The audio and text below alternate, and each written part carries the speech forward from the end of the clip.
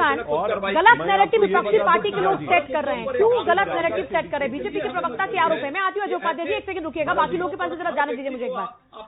अजय उपाध्याय जी एक सेकंड रुकिएगा, मैं आती हूँ, पूरा मौका दूंगी ना आपको, मैंने पूरा मौका दिया, आप एक सेकंड रुकिए जरा। अजीज खान साहब, ये बताइए कि गलत नैरेटिव इस मामले पर क्यों सेट किया जा रहा है? सरकार तो हर तरीके से तैयार है। देखिए पूजा जी, ऐसा है कि आपने कहा सरकार तैयार। अभी एक दूसरे चैनल पर हम सुन रहे थे कि सरकार तैयार नहीं है, इसमें कुछ अमेंडमेंट करेगी, इसे खत्म नहीं करेगी। ये मैंने दूसरे चैनल पे सुना और एक बात बिल्कुल सही सुना आपने, बिल्कुल सही सुना आपने। अच्छा, आप सवाल इस बात का प्लीज पूजा जी थोड़ा मौका दें। मैं जानना चाहता हूं कि जब राजतंत्र खत्म हो गया, राजा खत्म हो गया, राजा नहीं है, तो राजद्रोह कैसा? आज लोकतंत्र है, तो जब लोकतंत्र है तो लोकतांत्रिक तरीके से बात होनी चाहिए ना। भाई राजद्रोह की क्या जरूरत है? पहला सवाल। दूसरी बात, आप देखिए राजद्रोह में देखिए किस तरीके से इसमें कमियां हैं। अगर लोकतंत्र है और कोई राजा, अगर कोई या सत्ताधारी पक्ष, उसके खिलाफ अगर हम आवाज उठा दें, देखिए अगर इसको 124(a) को अगर आप इसको डिफाइन करें, मैं थोड़ा सा इसको बताना चाहूंगा कि क्या है, इसको जरा इसकी लैंग्वेज को देखें।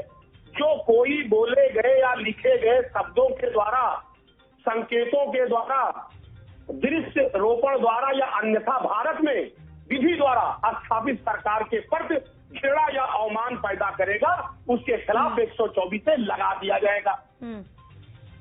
कोई भी काम कर रही, मान लीजिए बेरोजगारी का मामला है, अब बेरोजगारी पर अगर हम सवाल उठाते हैं विपक्ष के लोग, 124 से लगा दिया जाएगा। सेकंड में आती हूँ आपके पास, डॉक्टर अजीज खान भी लगातार बने। अजीज खान साहब, धारणा क्या है?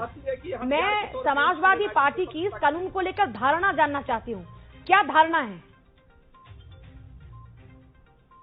देखिए पूजा जी, सबसे बड़ी बात यह है कि ऐसे कानून की अब जरूरत ही नहीं है। तो सत्ता के खिलाफ अगर कोई शख्स आवाज उठाता है या उसकी आलोचना करता है, अगर वो सरकार के प्रति अगर वो भक्तिभाव नहीं दिखाता है, तो उसके खिलाफ जो है वो 124(a) लगा दिया जाए, राजद्रोह का मुकदमा दर्ज कर दिया जाए। ये तो मुझे लग रहा है, ये तो एक लोकतांत्रिक देश में इस तरीके का जो केस है, वो मुझे लग रहा है इस तरीके का जो कौन कौन से मामले हैं जहां पर सरकार को पूजा नहीं गया तो उनके खिलाफ में मामला दर्ज कर दिया गया, वो भी राजद्रोह का? ऐसे कौन कौन से, वो मुझे तो लगता है फिर अजीज खान साहब देखिए, सबको आप मौका दे दी, मैं कंप्लीट ही नहीं करने दे रहा हूँ। हाँ, मैं आपको पूछ रही हूँ, मैं आपको पूरा मौका दे रही हूँ अजीज खान साहब।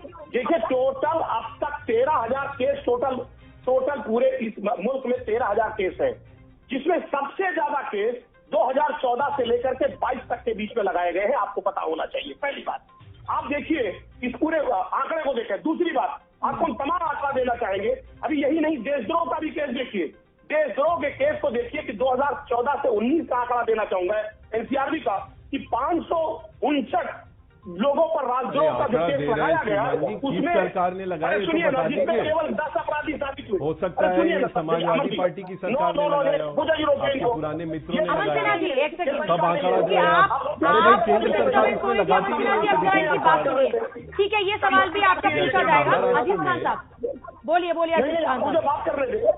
और यहाँ तक कि इलाहाबाद हाईकोर्ट ने जो NSA लगाया गया, उसमें 120 मुकदमे में 94 को रद्द कर दिया गया और 70 मामलों में यूपी सरकार को फटकार लगाई गई। मैं कहना सिर्फ ये चाह रहा हूँ कि तमाम मुकदमे फर्जी और फेक लगाए जा रहे हैं। आप बताइए, डॉक्टर कफील अहमद है, गोरखपुर के डॉक्टर,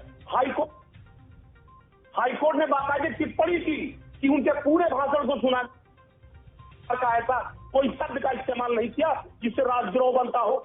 तो जो जिस तरीके से राजद्रोह के केसेस को गलत इस्तेमाल कर रही है आज बीजेपी, ये चिंता करने से एक बात, अगर आपको लगाना है, और तमाम हमारे पास बहुत सारी धाराएं UAPA है, NSA है, 120 भी है, इसमें अमेंडमेंट करके कहीं ना कहीं इसको और मजबूत किया जाए, बल्कि राजद्रोह की चीज को खत्म कर दिया जाए। मतलब आप ये कहना चाहते हैं कि सरकार के खिलाफ अगर कोई कुछ भी बोले तो उसके खिलाफ कोई कार्रवाई नहीं होनी चाहिए, अगर देश के खिलाफ कोई बात बोले तो देशद्रोह का मामला दर्ज होना चाहिए? पूजा जी सुनिए मेरी बात, ये लोकतंत्र है और लोकतंत्र में आलोचना करना मेरा अधिकार है।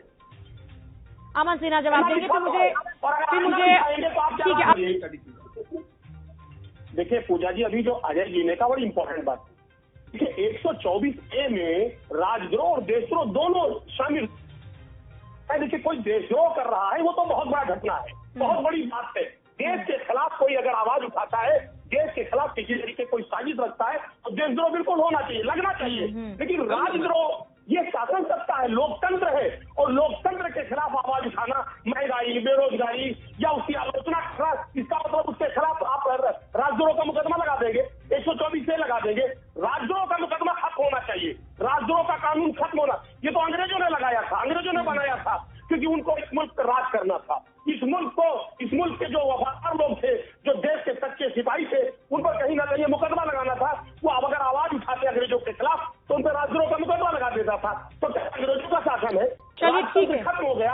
अब ये लोकतंत्र का जमाना है। मेरे पास अब वक्त नहीं है, माफी चाहूंगी जिनको